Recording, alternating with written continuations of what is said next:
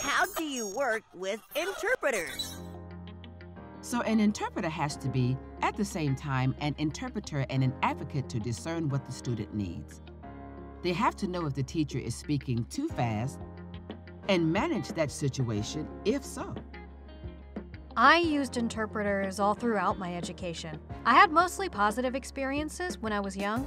I became skilled at code switching to match the language level of the interpreter. I just had to set up the right angle with the interpreter so I could see.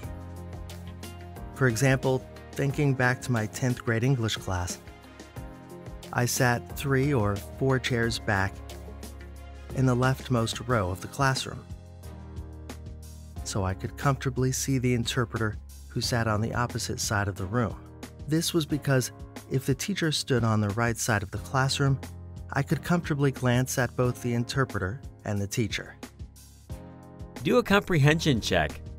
Interrupt and clarify so you can get the information across correctly.